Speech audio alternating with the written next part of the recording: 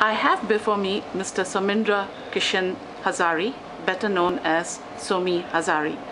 He is the managing director of the Shosova group of companies and is currently a board member of the India ASEAN Sri Lanka Chamber of Commerce and Industry after having been its president. He's also the board member of the South India Chamber of Commerce and Industry and president of the Indonesian Business Association South Indian chapter, among a whole host of other boards. Thank you, Mr. Hazari, for agreeing to appear in KayCee's ViewSpot. Thank you. Would you say that your interest in business matters was kindled by your father, the late Dr. R.K. Hazari, former Deputy Governor of the Reserve Bank of India? Yes, to answer you straight away, the answer would be yes, because I was exposed to industry, but from a different angle. Okay. From the government's angle, to be precise. Okay. You began your working career in Denmark as a management trainee. How long was the stint, and what did you learn there?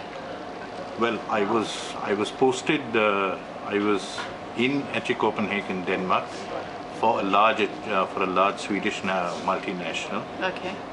The name of the firm was Luga, where I learned a lot. Yes. For example, I'm actually proud to say that I started off there learning how to market personal products, and in particular, I would say personal products for ladies, like sanitary pads. Okay. And tampons. I mean, something which I had never had any insight of before. Okay. But I learned my marketing on the shop floors there, yeah, which I think was very important, and that's what's helped me even till today. Okay, thank you. When you returned to India, you worked in the erstwhile ANZ Greenleaf's Bank, which was then India's largest foreign bank, and was responsible for computerizing all its banks in southern India.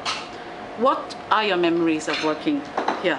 Well, I have mixed memories.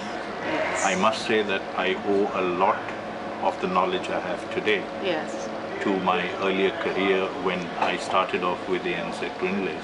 yeah. Those days were the good old days, as we say, Okay. where we had exams after every department. Okay. Not only oral exams, but these were written papers of 3 hours each. Okay. And we were grilled at any moment of time. Yeah. I did learn a lot. Yeah. We did have to start off from scratch. Yeah. And I also learned a lot which I had to unlearn later. Okay. Which is the good and the bad part, like any good job holders. What are some of the incidents which you had to unlearn? I mean, when you say unlearn. I had to unlearn certain parts when it came to dealing with unions, dealing with people. Okay. And I did learn a lot from the union's point of view. Okay. And I learned a great deal of commitment, Yes. which I saw from the union side, more so particularly in Bangalore, Yes. when I was posted there. Okay. At a comparatively young age in 1992, you left the private sector and headed a group as their CEO that had tea estates in South India and palm oil estates in Malaysia, and was responsible for setting up the International Commodity Division. What are your memories of being a CEO here? Again, as I said earlier, like every good job holds, there are good memories, there are positive memories. There are also certain negative points. Okay. There's always a clash between professional management and promoters. And I think at times, naturally being the professional that I am, yes, there is obviously some amount of different viewpoints that one has when you're dealing with promoters. But I did learn a lot, as I said earlier. Yeah. I learned that one had to do certain things by oneself and do not expect matters to come to you. Okay. Apart from that, when you're dealing in international trade, yes, it's extremely important that you get used to different styles, different methods, different ethics, as the case may be. Yeah. And all these different changes are, of course, a challenge in their own way. Right. Can you tell us a little more of the Shosova group of companies, of which you have been managing director from 1994? Yes, our first aim was to look at properties in southern India, where we thought that prices were realistic, and we did read the market trend properly, whereby we were able to pick up some good properties at reasonably good rates, which of course appreciated significantly during a very short period of time. Having had exposure to international commodities, our aim was to focus on basic commodities like pulses, tuar dal, ulandu, which was needed and still needed in India, which were imported. These were for the mass markets. And you also have to remember that around 92, the whole the entire banking system was overhauled, thanks to, of course, the late Harshad Mehta. Of course, I had nothing to do with that. But at the same time, I felt that I was not doing adequate justice to my educational qualifications being in the bank, because all banks went through a stage where there was not much work to be done. There was not much of an area where one could exercise the grey matter, and I thought that at that juncture, to leave and to move into an area where I could do actually justice to that. And that's the reason why I did leave. Yeah, I'm quite curious. Are you a founding member? Are you an owner of this group of I am the founding managing director. And I have been with this group ever since its inception. And of course, we've had a roller coaster ride. That's what I was going to ask you, up and down. 3 years back, we've, I think, suffered one of the worst period or era, should I say. But we have been able to actually come out of it, and I'm happy to say that we were able to weather the storm. So you're doing well now? I mean, the company. Well, I would say that we have actually weathered the storm, and we have been able to survive the storm. So I would like to put it as we seem to be on the way up. How did that name Shosova come? Well, I've not heard Shosova is a combination of my daughter, who is Shunali, Somi Jr., who's my son, and Veronica, who's my wife. I'm like the peon, so I don't need to really? Maybe they won't agree with that. Having played an important and vital role between India and Sri Lanka in the implementation of the free trade agreement, what is the present state of the FTA, and what are India's biggest exports to and imports from Sri Lanka?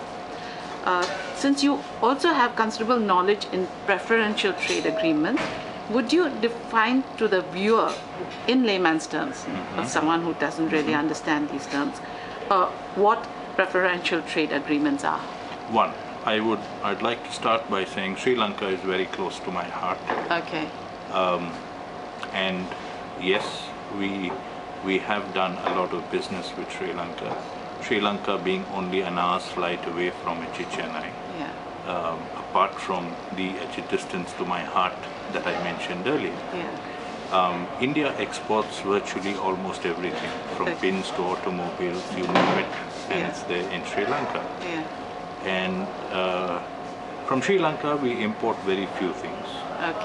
Sri Lanka has only a few things to offer. But as I said earlier, the free trade agreement and the preferential trade agreement is basically meant to give preference, as the name suggests, by giving a certain advantage of importing from that country. And the free trade agreement has, of course, resulted in a lot of trade being expanded both sides. As I said, any agreement has to be both-sided. It has to be a win-win situation. Unfortunately, India is known for its non-tariff barriers. And these non-tariff barriers were posing and have posed a serious, I can even borrow the word of trust deficit, Okay. which has been bridged up to a great extent, Yes. but I would not like to say it has been fully bridged. Okay. What steps should be taken to bridge these? Well, I would say that to remove any trust deficit, Yeah. there has to be an open and frank exchange of Okay. what the problems are, Okay. along with suggested workable solutions. Okay. So therefore, instead of only complaining, Yeah. I did put forth a report Yes. which listed the non-tariff barriers Yes. along with a suggested solution. Okay. I'm happy to say that most of these have been addressed, Okay. and of course some still have to be addressed. Okay. There has to be a change in our mindset. Yeah. While we dump goods left, right and center, we cannot create obstacles to For neighboring friendly countries like Sri Lanka Okay. of exporting their goods. Okay. And it is because of this, do I find, Yeah.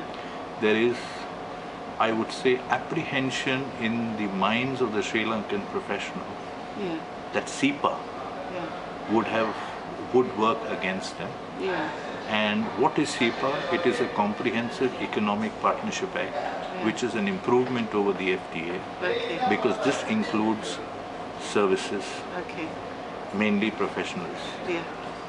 Therefore, it was felt in Sri Lanka, rightly or wrongly, I don't pass judgment, Yes. that the Indian professionals would come and swamp them Okay. in their own country. Okay. There have been a certain amount of work which has been done by various bodies to explain and put across the point that that is not our objective. Yeah. And Sri Lanka stands to gain as well. Yeah. I think we need to push home this point, more so with our friendly neighbors like Sri Lanka. Okay. And I'm sure if we are to take this forward, it would result in a win-win situation for what it is intended for. Yeah. Let's hope, like you say, that win-win situation comes about very soon. You've already said that you've given a report outlining India's non-tariff barriers, and you said that some of the solutions you suggested have been accepted. Can you just give maybe an instance or two? Yes. I would say one important, for any foodstuffs imported, say, into Chennai, the testing, which is necessary, Yeah. was only done at CFTRI lab Mysore. Yeah. And there was no time limit, there was no laid down procedures. Yeah. So at times, when you are saying why didn't CFTRI have a lab in Chennai, Yeah. which is a Government of India institution. Yeah. However, this has been taken note of, not only because of my report, because everybody thought it was time that this was addressed. Yeah. And they have formed a new body, Okay. FSSAI or something like Okay. that. And finally, the testing is being done in Chennai. Yeah. And according to the latest report, this report should be done within 5 days. Oh, that's very good. Which I think is really very, very creditable. Good. Good. And I thank the authorities for taking it. I'd like to end on a lighter note. You know, actually, if I really were to interview you, it would take hours, I guess, because you've got a very impressive CV, Thank you. big, very impressive background. But let's just finish this with this question. You have been the Bombay University heavyweight boxing champion and a member of the Bombay Gymkhana team that won the All India and Southeast Asia Rugby Championship. Do you still follow these contact sports? Yes, I do, Yeah. but as you can see, as a mere spectator. Okay. Thank you so much for taking time Thank you off. very much. It's to been a do pleasure. this interview. Thank you very Thank much. you.